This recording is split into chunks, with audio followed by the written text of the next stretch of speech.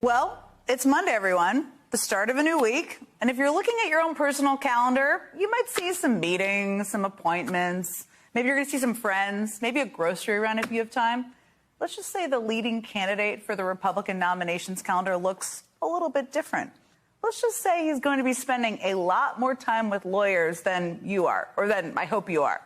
Now, just hours ago, Trump's team filed a Hail Mary request with the Supreme Court, asking them to pause the ruling from the D.C. Circuit that rejected his claim of immunity. And earlier today in Florida, Trump showed up at a federal courthouse for a closed-door, high-stakes hearing on classified evidence in the Mar-a-Lago documents case. He has been busy.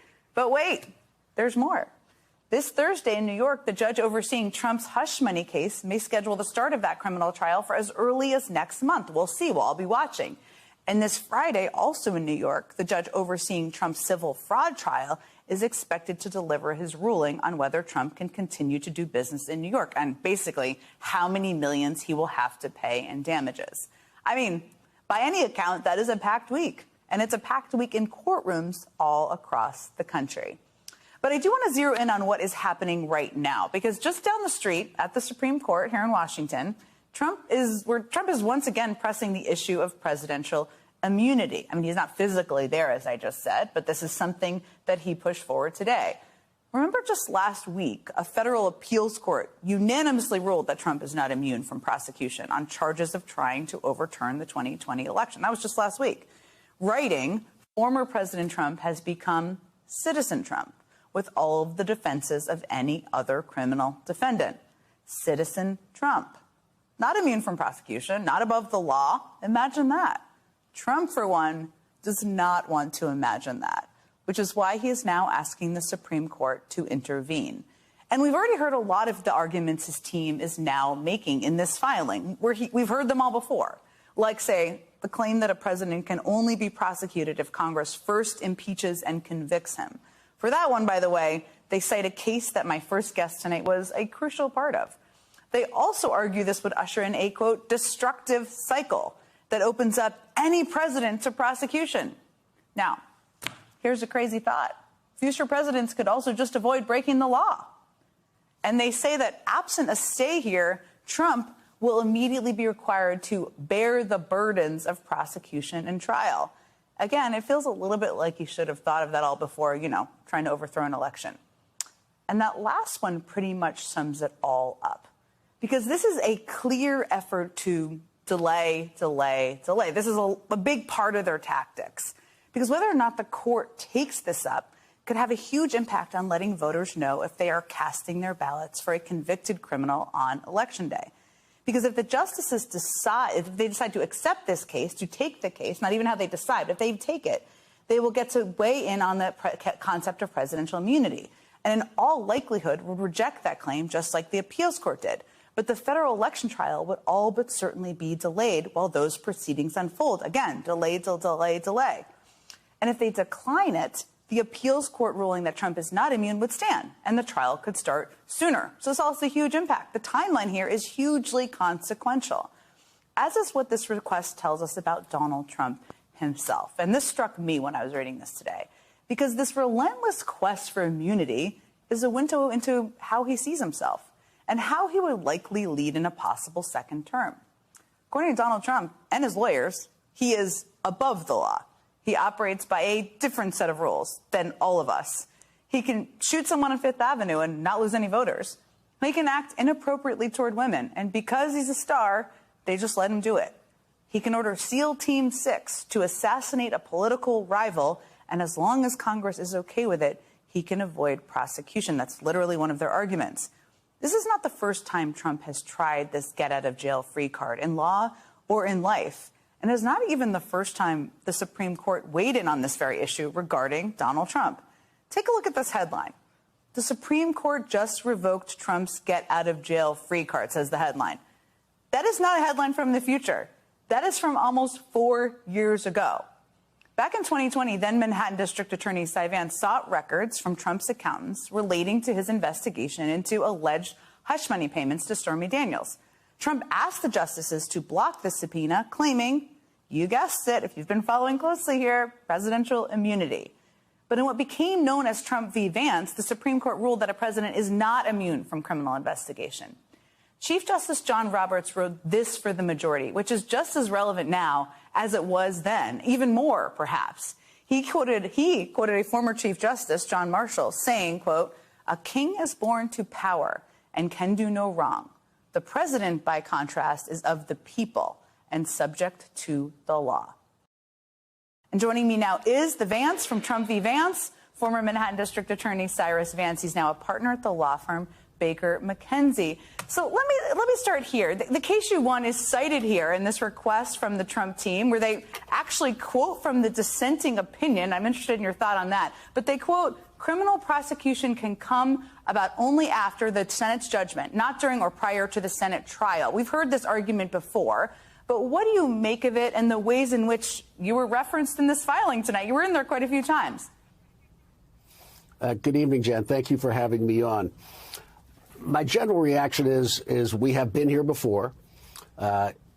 In our case, after several years of litigation started by former President Trump, the Supreme Court ruled, just as you indicated, that a sitting president can be investigated. But that's not the first time the Supreme Court has said that. It said that in Nixon. It said that it said that in the Clinton case. So our case merely, I think, reaffirmed, but in a very strong way, that President Trump is not immune from responding to subpoenas or lawful requests for evidence, whether it's from a federal prosecutor or a state prosecutor. So that's where we were when I was district attorney, and we ultimately received those records. And the Trump Organization and its CFO was subsequently indicted for tax fraud. I think it goes almost without saying that if a president is, as the Supreme Court holds, that a president is not immune from investigation while he is president, it follows that a president is not immune from prosecution when he is no longer president. And I think that the Court of Appeals decision got it right. I don't know what the Supreme Court will do. Obviously, this is a different Supreme Court than the Supreme Court we argued before. There are more Trump appointees. On the other hand, even in our case, I ultimately think that no one among the 9 justices disagreed with the proposition that a sitting president could be investigated for criminal misconduct.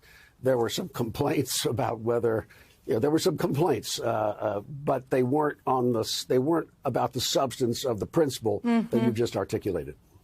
Yeah, I mean, as you just said, which is a very important point, there's ample precedent here, even before your case, about presidential immunity. It's been argued many times before. Chief Justice is still the Chief Justice of the Supreme Court, who is the one I just quoted at the end of that. I know you said you don't want to predict, and I know most people aren't in the prediction game, but even looking just at the law here, do you think they would have any legal case to be made to grant him this immunity? I think the precedent that has been set, which was reaffirmed very strongly by Justice Roberts in Trump v. Vance, would lead the Supreme Court to be comfortable with saying that the president is not immune from prosecution for prior acts while he is no longer president. I think it's not debated, at least in the federal context, that the president wouldn't be charged by federal prosecutors while he is president or she is president. But that's not where we are. And I think we set I frankly think we set a very dangerous precedent where we permit someone who was president, who deserves protection from the law and safeguards that ordinary citizens don't have. And he got all of them and more in every matter that he's taken to the Supreme Court. But ultimately, as all the justices have said from decades ago to 2020, the president is at heart a citizen.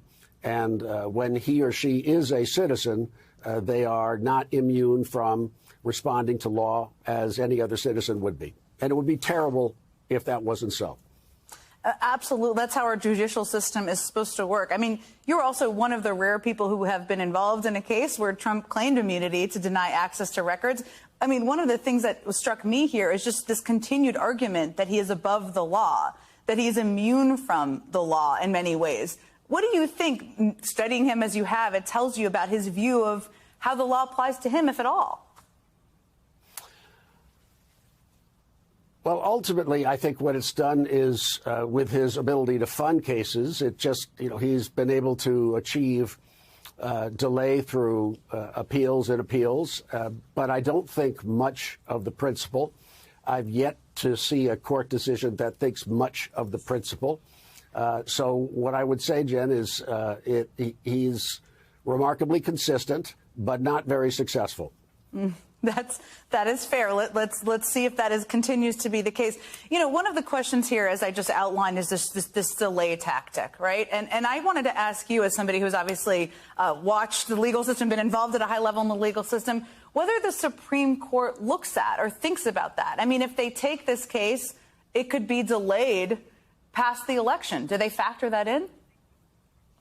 Well, I can't speak knowingly about what the Supreme Court justices think, but I think they clearly move quickly when they want to, as we've just seen, with their arguments on the issue of whether or not President Trump should be disqualified from being on the presidential ballot in California and perhaps subsequently Maine. So they, in our case as well, it moved at lightning speed from the district court decision in our favor to the Court of Appeals decision in our favor, and then to the Supreme Court in what at the time I would say would be lightning speed. It was probably within a year. So, in court, that's quick. But when the Supreme Court decides and the federal judges decide they want to decide something because it's urgent, they'll do it. Now, there may be reasons why perhaps the Supreme Court doesn't want to rush to a judgment in this case and would prefer to have this decided at a later time. I think the Supreme Court is not immune from politics. It is, in one sense, our most political court, as well as our most learned court. So we shouldn't expect that they would be immune from looking at the landscape and understanding the political consequences of their decisions. We will all be watching closely. Always enjoy having you on and talking to you about all of this. Thank you so much for joining me this evening, Cy Vance. Appreciate it. Joining me now is the personal counsel to President Joe Biden, Bob Bauer. Bob, it's great to see you. Thank you for taking the time. I mean, obviously, one of the main... It's great to be here. Great to be with you. One of the main issues that legal experts had with Robert Hur's report was about the way in which he portrayed his interviews with the president. And I have certainly been talking about this quite a bit over the last couple of days as well, the things in the report.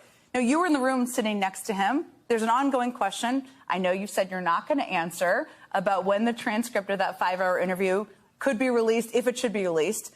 But I wanted to know more, if people were to read that transcript, you were sitting there, what do you think their takeaway of it would be about the president's performance and about his conversation? Well, first of all, let me tie it back to the point you made at the very beginning. The president directed, and those who represented him engaged in full cooperation with the special counsel, and the special counsel's report on that is very clear. The interview, and I will give you my recollection of it, I was there, sitting next to the president. The interview was completely consistent with that posture of cooperation. He engaged with the questions. He answered the questions to the best of his ability. I have mentioned before that the special counsel at the very beginning indicated to him that he knew that international events must be on the president's mind, that he was going to be taking the president many years back and simply hope for him to give his best recollection. And that's what the president did. I can tell you that his insinuations or the suggestions in the report about the president's interview just simply don't correspond with my recollection of how that interview went. And I frankly don't understand why they're in the report, don't believe they should be in the report. This was a case that was frankly open and shut from the very first day. There was never any question of the president having engaged in any wrongdoing. And it was a case of full cooperation that began with his discovering and turning over the documents that were found. And from that point forward, and note the special counsel says he cooperated in, quote, other ways, beyond the interview, beyond the turning over the documents, at every turn, the president cooperated with this investigation, and he did so in answering the questions that were put to him in the interview. You also said yesterday, which stuck out to me, I underlined it, that the special counsel was asking bad questions. I mean, the thing is with these reports, you only see one side Tell me a little bit more about that. Why were they bad or imprecise, I guess? I wasn't suggesting that every single question was bad. I was simply pointing out that the special counsel had indicated that somehow the president wasn't able to answer questions directly or clearly. And I was simply suggesting, again, based on what I clearly recall, and I think all of us in the room recall, that the president was not only answering questions, he was pointing out flaws in lines of questioning that were put to him by the special counsel. On a couple of occasions, he noted that there was a problem with the question. I think it became immediately clear to everyone in the room there was a problem with the question. I didn't deduce from that there was something wrong with the special counsel's mental acuity. I just assumed that in those instances he had framed his questions poorly. But what I was trying to emphasize there was that the president was engaged with this interview. He was able to provide his best recollection. And on a couple of occasions, he pointed out that there were problems with the questions put to him that I think everybody in the room recognized he correctly identified. As someone who has been on the receiving end of the president unraveling your line of questioning, I have been. I know you have been. I related a little in that moment. I did want to ask you a little bit about that day, because I think this is sometimes lost in the reporting. I mean, it was the day after the 2 days after the October 7th attack. And obviously, the country saw how much that impacted the president. I know from working for him that he often is juggling many things at the same time, making calls with foreign leaders, getting updates. Was that part of the day as well? Did he have to take breaks? Did he come from a 2-hour Situation Room meeting? I mean, what else was happening that day? I can say this. We kept the appointment. A decision was made, and of course this is ultimately the president's decision, for any number of reasons, that he would keep the agreed date for the interview, which was going to span 2 days and run 5 hours. It went somewhat over 5 hours. But when he arrived in the room to meet counsel before proceeding downstairs to the interview, he was coming off of phone calls of obviously urgent importance on these international events. That I knew. And it was clear that in the preceding hours, he'd been very engaged with these issues, but he had committed to give the interview. We knew that we were coming to the end of the inquiry, and he understood that it was important to the special counsel's investigation that we tried to stay on schedule. Scheduling 2 days, 5 hours of interviews at the president's time is not easy to do, and rescheduling them is not easy to do. And so he kept that appointment and he gave that interview. It's often what people don't see, is especially given the time change. My bet is there were hours and hours of meetings beforehand. You know, one of the points that you've made and other legal minds have said about this report is that it kind of goes, of course, outside of the scope of norms. His reporting and who he talked to went outside of what would be normal, even for a special counsel. Do you think that should be investigated or looked into? Because the judicial system, the judiciary, is kind of in not a positive view necessarily by the American public at this point. Well, in the role that I have, all I can do is point it out, which is you had an investigation that ran for 15 months, which could have been concluded in just a few months. There was never any question that the president had not engaged in criminal wrongdoing. He was the self-reporting party here. He had turned the documents over upon discovery, cooperated in every respect. And yet somehow in this report, the special counsel felt compelled to engage in this irrelevant, unfounded, and often pejorative commentary. And I think it's clear that that commentary is inconsistent with department norms. And let me just make one point. I want to stress it. The special counsel is bound by the norms and policies of the department like any other prosecutor. The special counsel regulations provide that he is bound by those norms and policies. He doesn't have an exemption from them. There's some view that perhaps because he's a special counsel, he didn't have to observe them. And that is simply not correct. By the terms of the rules, he is to comply with those norms and policies, and he didn't. Do you wish the Attorney General had done more? Could he have? I'm not going to speak to anybody other than the special counsel and his performance in that particular report. The president said the other night that he understood why the Attorney General and thought, he could not only understand but did not find fault with the Attorney General's decision to appoint a special counsel. It was at that point that I got involved, and so I can speak to what the special counsel did, for which the special counsel bears the responsibility. Bob Bauer, thank you. I know you taught a long class before you joined us, so I appreciate you making the time for us tonight. It was a pleasure. Thank you so much, Jen.